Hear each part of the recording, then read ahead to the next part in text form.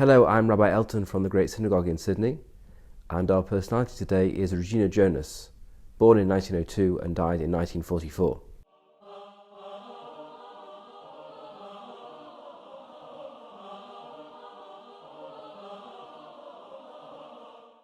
Regina Jonas was the first ordained woman rabbi in Jewish history.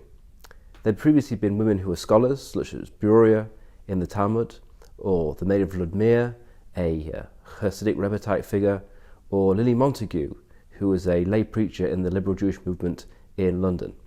But there had been no officially ordained woman in the Jewish tradition until Regina Jonas set her mind to become a rabbi. She came from an Orthodox family in Berlin, but her mind moved in more liberal directions, and she attended the Hochschule, the liberal Jewish seminary for rabbis in Berlin.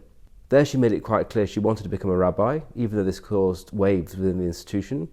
And in fact, her rather provocative thesis, which would have been appropriate for ordination, was entitled, "Can Women Be Ordained Rabbis According to Halachic Sources?" Her teacher, Edward Baneth, thought she had indeed proven in her thesis that women were capable of being ordained, and he wanted to do so. This would have meant an official ordination from the Hochschule, the home of almost all liberal rabbis in Germany. However, unfortunately for Regina, Edward Baneth died before he was able to give Jonas her ordination. She then turned to Rabbi Leo Beck, who was a liberal rabbi and the most senior spiritual leader in German Jewry, especially during the Nazi period. He was concerned, especially at a time of persecution, that the impact of controversy around women's ordination would have been very damaging to the unity of German Jewry, and therefore he too declined to give her ordination. It was not until 1935 that another leading liberal rabbi in Germany, Max Deinemann, agreed to give her smicha, to give her the ordination as rabbi.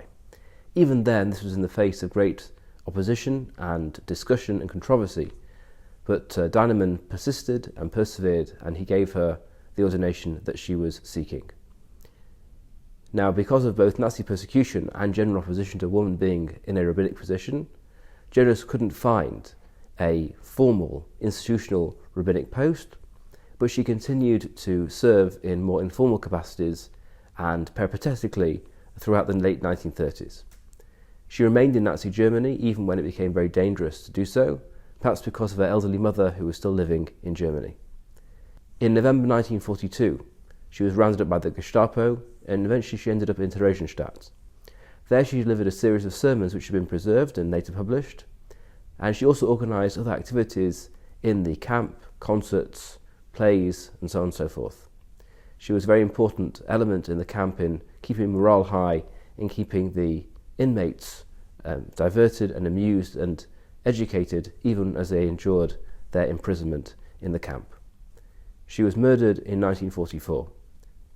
And it could have been that her memory and her contribution would have been forgotten forever. But after the fall of the Berlin Wall, when Soviet archives became more available, an East Berlin archive was found to contain her personal papers, her smicha, her ordination, her thesis, and several of her writings. These have become the basis of books published of her works, books published about her, and she's now seen as an inspiration for women across the spectrum of denominations who now seek and achieve ordination.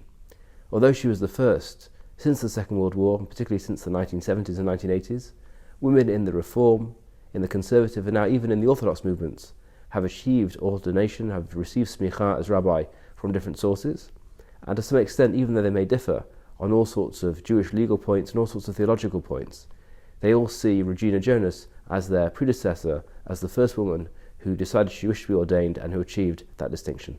Thanks for joining.